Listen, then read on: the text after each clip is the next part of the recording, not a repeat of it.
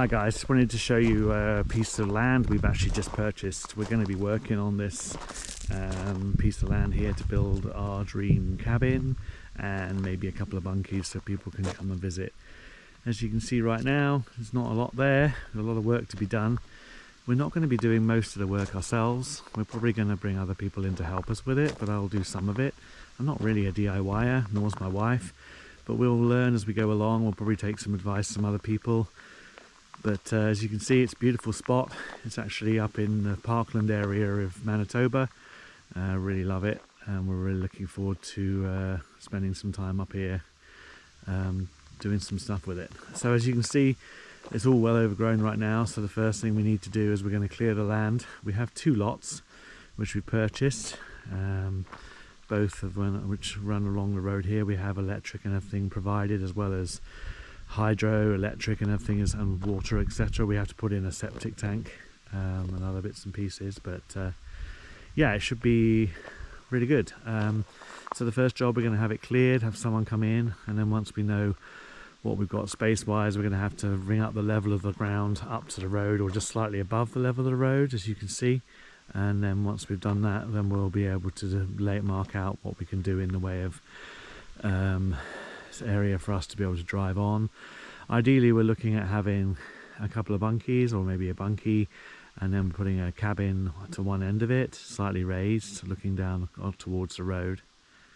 So yeah, we've got some stuff to do, but it's going to be a fun experience. But just give you a little look round. I'll go down with you into it, trying to make sure I don't end up in a situation where I fall over something. As you can tell, we've got to work on the drainage as well. We've got like a drain here. We're going to run some piping through to make sure the drainage is running from the top of the hill here down through, but unfortunately it's blocked on the other side, so we're going to have to get that cleared, and then they'll raise the level up and put in the hardcore or whatever they need to do to bring the level up. As you can see, it's pretty overgrown at the moment, but it's a really nice spot. So we're going to come in here. We've got a lot of lovely trees, so we're going to try and leave as many of the aspens as we possibly can to keep it as beautiful as it can be. We don't want to lose privacy, but we also don't want to take down trees we don't need to take down, as we think it's beautiful. There's a lot of brush and things that need to come out. It goes back quite a way. The land goes right back to about 75 feet back from the road. When with the two lots, I don't have to hand the exact measurements of what the land's going to be like, but this is kind of, well, we're wading through a lot of brush, try not to fall over in the process of doing this. As you can see, it's pretty overgrown at the moment, but it runs right the way through. As you can see, comes along here, getting to the point where you can see the actual boundary line we're looking at. There are some other cabins obviously within the area, so we have to make sure we stay within the perimeters of what we've got. You see it comes down. This is kind of the back of the land.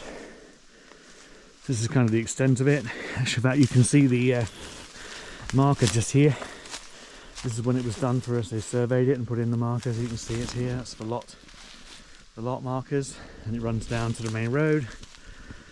I'm breathing heavily. I'm out of breath, but it has a bit of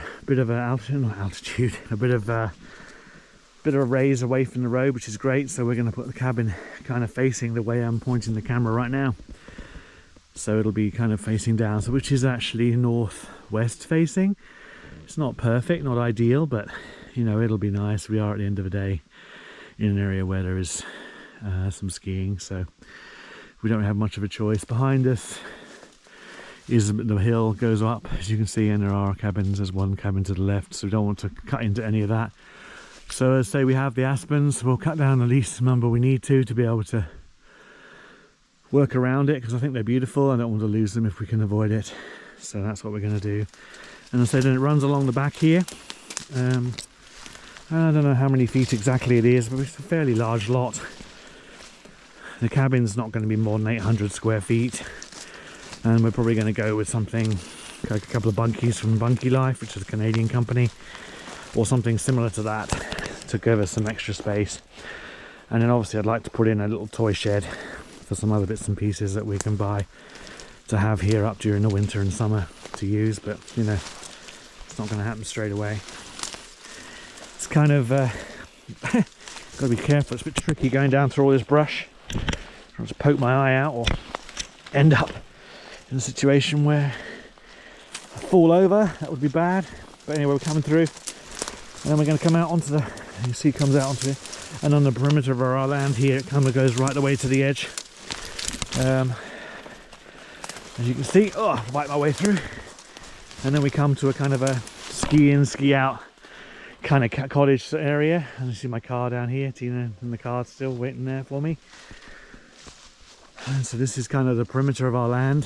It kind of comes out right to the edge of the ski in, ski out area, and then so we'll work on that. So yeah, the first thing we're going to do is we're going to have somebody come and give us some kind of a quote to clear the land. We'll do some of it, of course. We'll help out and do some of the work on that, and then once we've had it done, then we're going to have all the excavating done to raise it up to the correct level and level it all out so we can get vehicles on. We have a small RV, so we'll probably bring that up as well so we can use it on the land while we're working here, and also so the kids can come up, the grandkids and that can come up here during the summer, and in the winter we'll hopefully have the bunkies up next winter. It won't be this winter, so we can actually use them.